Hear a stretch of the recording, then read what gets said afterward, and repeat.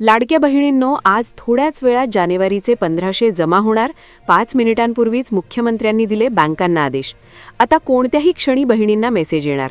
बहिणींनो, message check करा, मुख्यमंत्र्यांनी दिली सूचना. पण थांबा, लगेच खुश होऊ नका, कारण की जानेवारीचे पैसे सगळ्या बहिणींना मिळणार नाही. कारण जानेवारीचा हप्ता 4 कडक नियमांनुसार सुरू करण्यात आलेला आहे. सरसकट सगळ्या बहिणींना पैसे मिळणार नाही. जर तुम्हाला 1500 रुपयांचा मेसेज आला नसेल तर कान देऊन 10 सेकंद ही माहिती ऐका.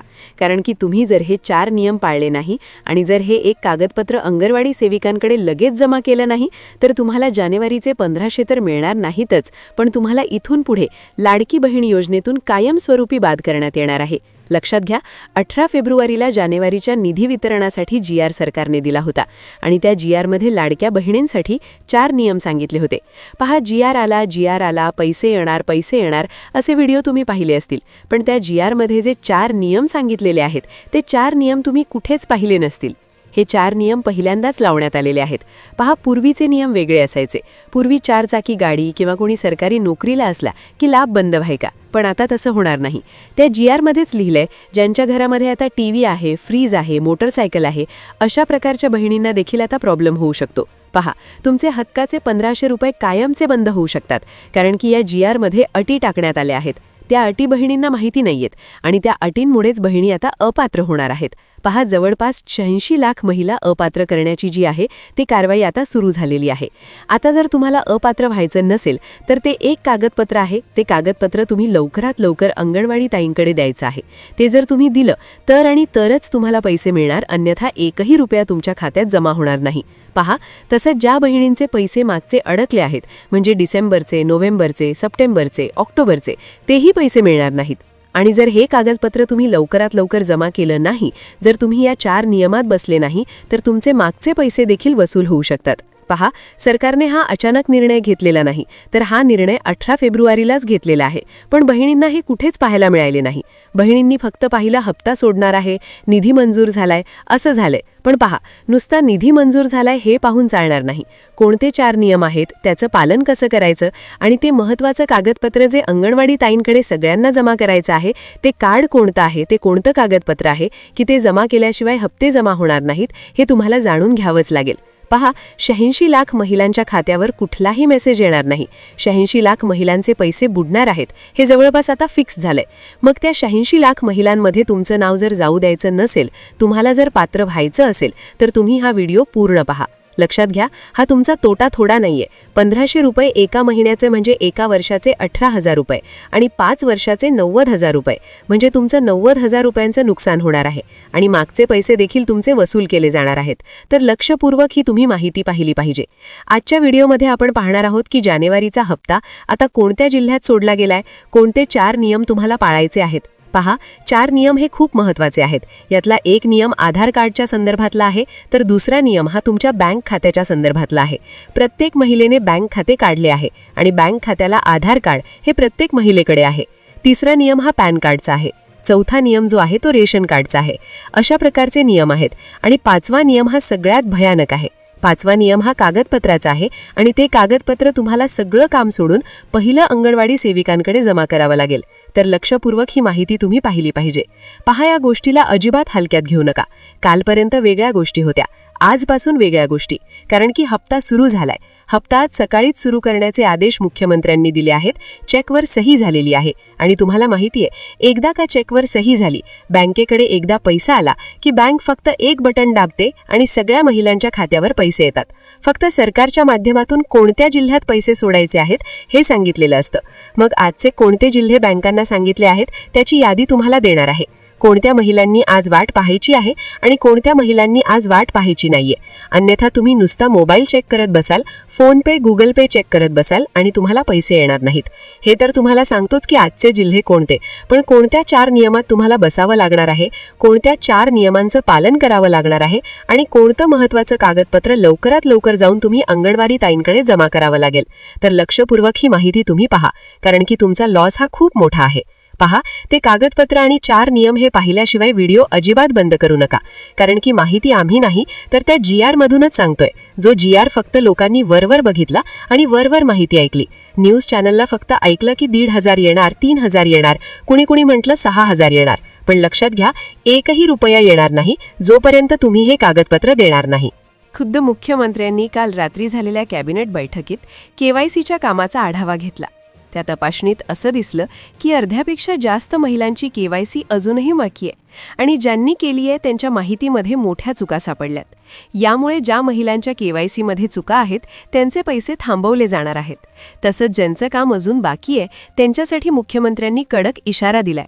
आता ज्या स्त्रिया या 4 नियमांचं पालन करणार नाहीत आणि मुख्यमंत्र्यांनी सांगितलेलं ते एक कागदपत्र देणार नाहीत, त्यांचे सगळे हप्ते रोखले जातील आणि आधी दिलेले पैसे सुद्धा सरकार परत घेऊ शकतं. प्रशासनाने महिलांच्या बाबतीत अत्यंत कडक आणि मोठा निर्णय घेतलाय, कारण सरकारच्या लक्षात आलंय की अनेक श्रीमंत महिलांकडे भरपूर पैसा आहे. घरात 4-5 मार्गांनी उत्पन्न येते. घरचे सगळे लोक नोकरीला आहेत, स्वतःच्या 4 चाकी गाड्या आहेत आणि घरची परिस्थिती चांगली असूनही त्या लाभ घेत आहेत. सरकारने अत्यंत गुपचूप पद्धतीने काल तपासणीचा रिपोर्ट पाहिला असून त्या चौकशीत अनेक धक्कादायक गोष्टी समोर आल्या आहेत. म्हणूनच प्रशासनाने आता एका खास कागदपत्राची मागणी केली आहे. जर हे पत्र नसेल तर पुढचा एकही पैसा तुमच्या खात्यात पडणार नाही, असे कडक आदेश स्वतः महिला व बालविकास मंत्री अदिती तटकरे यांनी दिले आहेत. लाडक्या बहिणींसाठी सरकारने नेमकं कोणतं कागदपत्र गरजेचं केलंय, ते 4 नवीन नियम कोणते आहेत, कोणत्या महिला या तपासणीत अपात्र ठरल्या आहेत, केवायसीसाठी कोणती नवीन पद्धत आली आहे आणि केवायसी केलेल्या कोणत्या महिलांचे पैसे आता बंद होणार आहेत, हे सगळे डिटेल्स आपण या व्हिडिओमध्ये बघणार आहोत. जर तुम्हाला तुमचे पैसे नेहमीसाठी सुरू ठेवायचे असतील आणि दरमहा 1500 रुपये खात्यात हवे असतील तर हा व्हिडिओ शेवटपर्यंत नक्की बघा, कारण हा व्हिडिओ अर्ध्यावर सोडणं ही तुमची मोठी चूक ठरू शकते. कारण या GR मधली माहितीच तुमची योजना ठरवणार आहे, त्यामुळे व्हिडिओ पूर्ण बघा. सरकारने लाडक्या बहिणींसाठी नियमांची कडक अंमलबजावणी केली आहे. 4 नवीन अटी घातल्या गेल्या असून कालच्या निर्णयानुसार एक कागदपत्र अंगणवाडी ताईंकडे देणं सक्तीचं केलंय. आधी सगळ्या महिलांना सहजपणे पैसे मिळत होते, प्रत्येक जिल्ह्यात वाटप होत होतं, पण सरकारने आता पैसे वाटण्याच्या पद्धतीत बदल केलाय. गुपचूप केलेल्या तपासणीत अनेक महिला अशा सापडल्यात ज्या मुळात अपात्र आहेत तरीही पैसे उचलत आहेत. अशा खोट्या लाभार्थ्यांना बाहेर काढण्यासाठी 4 नवीन नियमांची चाळणी लावली आहे. या चाळणीतून ज्या पात्र ठरतील आणि जे हे कागदपत्र जमा करतील त्यांनाच पैसे द्या, असे आदेश स्वतः मुख्यमंत्री साहेबांनी दिले आहेत.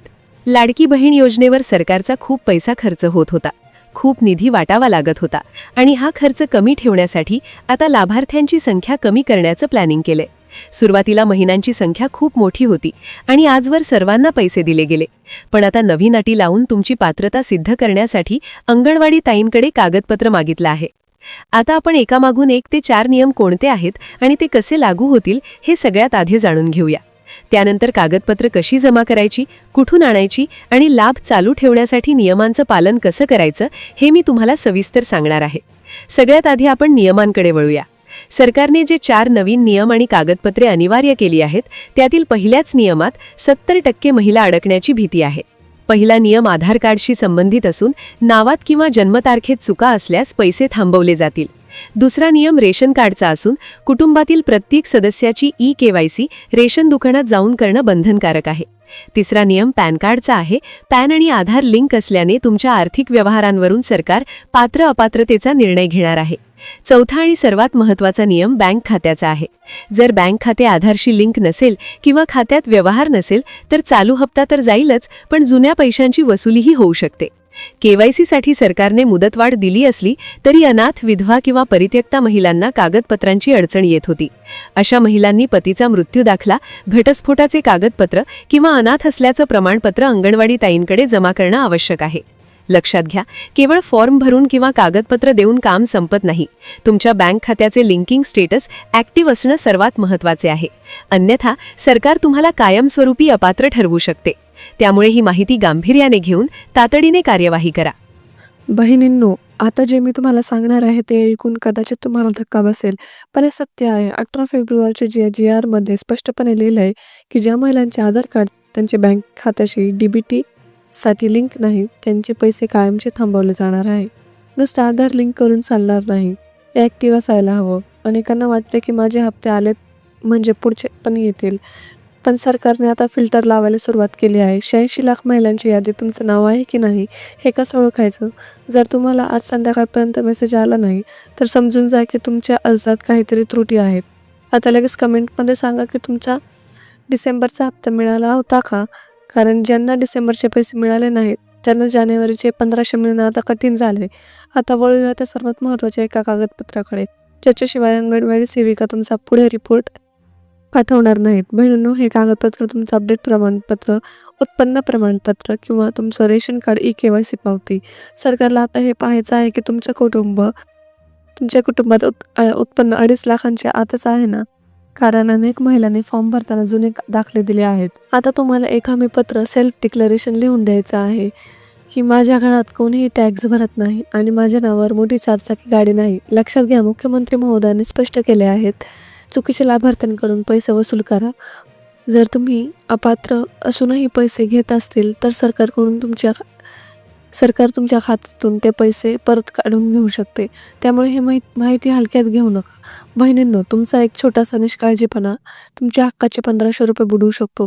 तुम्हाला ही माहिती महत्त्वाची वाटली असेल तर या व्हिडिओला आत्ताच लाईक करा आणि तुमच्या इतर मैत्रिणींना नातलंगांना हा व्हिडिओ शेअर करा, जेणेकरून कोणाचाही नुकसान होणार नाही. तुमचे काही प्रश्न असतील तर खाली कमेंटमध्ये नक्की विचारा.